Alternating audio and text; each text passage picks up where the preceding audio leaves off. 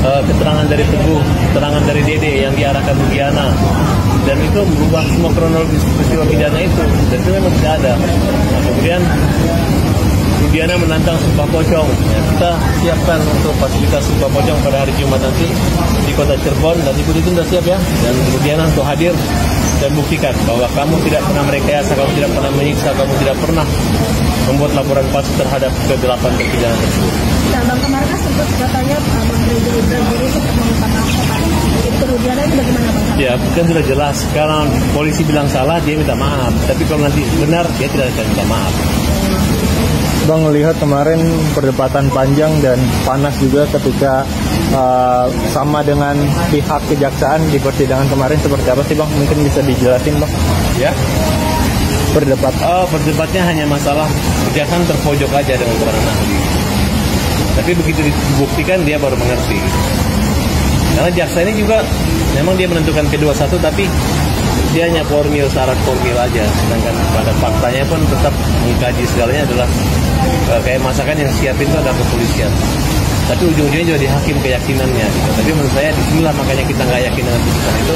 Kita melakukan uji peninjauan kembali yang mudah-mudahan dapat dirubah dan mendapatkan keadilan dan kebenaran. Ya Bang, bagaimana sih kemarin sempat katanya Pak Rusnadi Haji tidak untuk menjadi saksi dan tiba-tiba akhirnya menjadi saksi juga di saksi. Ya, dia menjawab yang sebenar-benarnya. Reza Indragiri juga mengatakan bahwa sini ditemukan adanya kebohongan dan ditutup-tutupi oleh aparat maupun sisi lain. Dan kami senang Sakatata jadi saksi LPSK yang dilindungi, tapi saksi yang diajukan polisi dari LPSK dan saksi yang bohong itu ditolak semuanya. Mereka punya kecenderungan berbohong, tapi pengen banget jadi saksi. Nah, kemudian rekomendasi kepolisian agar mereka jangan diperiksa intimidasi dan dikembalikan ke tahanan-tahanan mereka, karena mereka adalah pengawasan hukum, bukan dalam pengawasan polisi. Bang, yang terkini juga kan para 7 terpidana diperiksa oleh Barreskrim di Bandung. Mungkin ya, itu adalah arahan baik dari Kapolri, sehingga mudah-mudahan sebelum putusan PK Polri bisa memutuskan bahwa di sini adalah pelanggaran HAM. Nah, Bang, kita tanggapannya perihal sekarang Polri juga sudah membuat satgas ya untuk melihat lagi untuk kasusnya Pak Rudiana nih. Ya, pokoknya Polri itu bersisi punya hati. Pasti hati nurani Polri yang bergerak, saya yakin.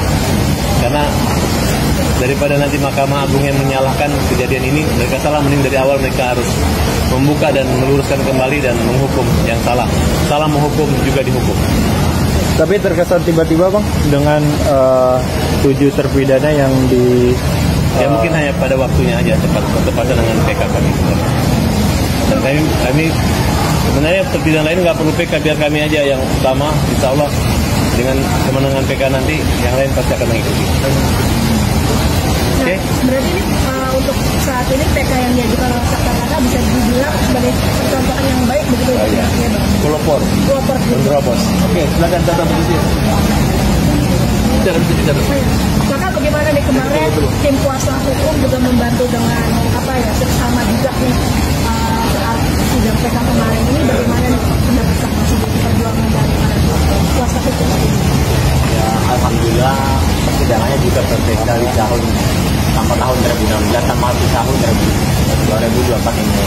Jadi sangat bersyukur ada orang-orang yang baik yang benar-benar membantu Saka, tulus, ikhlas, tanpa ada Saka harus mengasih apapun. Jadi Saka berterima kasih banyak atas dukungannya juga, waktunya juga, dan semoga kebaikannya dibawa sama Allah. Mungkin bisa dijelasin, kemarin sempat nangis pas sidang PK Sakatata, itu kenapa sih Bang? Luar biasa, itu sudah bicara sentuhan nurani ya.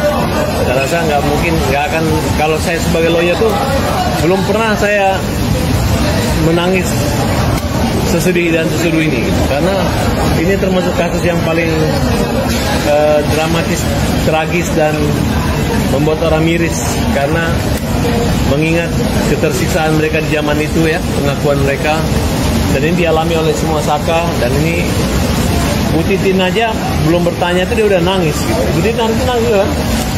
Nah, jadi saya betul-betul, bahkan ibu saya nelpon saya 3 kali nonton, 3 kali menangis gitu. Dan teman-teman, bahkan saya jalan kemana-mana juga disambut kayak pahlawan, sebagai orang yang membela orang lemah. Kemudian mereka tersentuh gitu, ikut sama-sama menangis. Berarti apa yang saya rasakan pembelaan ini bukan hanya saya merasakan sebagai pengacara, tapi seluruh yang menyaksikan sidang itu juga ikut punya peduli, empati, simpati, dan punya nurani untuk perkara yang air mata. Air mata itu saya artikan adalah suara kebenaran dan suara harapan keadilan. Mudah-mudahan tangisan ini suaranya dan rasa hati itu bisa terasa semua di Indonesia, dan mereka ini ada. Apa yang dikatakan itu bukan bohong. Apa yang dikatakan mereka itu adalah ketersiksaan dan ketidakadilan. Bang, tapi nangisnya karena mungkin keterangan dari yang bersangkutan di... Saya mengikuti alur daripada saksi tersebut. Mereka adalah orang yang ingin membantu peninjauan kami, kembali kami. Mereka adalah orang yang punya waktu untuk membantu kami perjuangan. Mereka ada saksi. Kalau mereka tidak peduli, nggak bisa. Mereka nggak dibayar, nggak ada janji apa, nggak ada. Mereka hanya menerangkan bahwa memang benar Saka minum air kencing, Saka disiksa, mereka disiksa, semua disiksa. Mereka minta semoga Tuhan mengetuk hati pimpinan Mahkamah Agung, hakim-hakim agung, agar membebaskan terpidana ini dan membebaskan, merehabilitasi kembali nama Saka Tatal. Bang, kalau dari abang sendiri melihat PK Saka Tatal nanti putusannya akan membuat Saka dari Tatal PK dan itu sudah abang kita bahagia uraikan bahwa ini adalah jebakan Batman menurut ahli, karena Saka Tatal sebagai perkara anak didahulukan sidangnya dalam tempo waktu cuma 1 bulan, sedangkan perkara dewasa karena dia adalah perkara turut serta saja. Nah, kemudian tidak ada satu saksi ahli, saksi ataupun yang mendengar, melihat, menyaksikan, langsung hanya berdasar pada pengakuan tersangka aja yang dikejar sama hakim dan jaksa. Nah, kemudian dari Mabes Polri mengatakan 2 terpidana atau DPO itu fiktif. Kemudian Peggy sudah bebas dan dikabulkan pra peradilannya. Belum 3 Akbar mencabut, belum Teguh mencabut, belum Dede mencabut.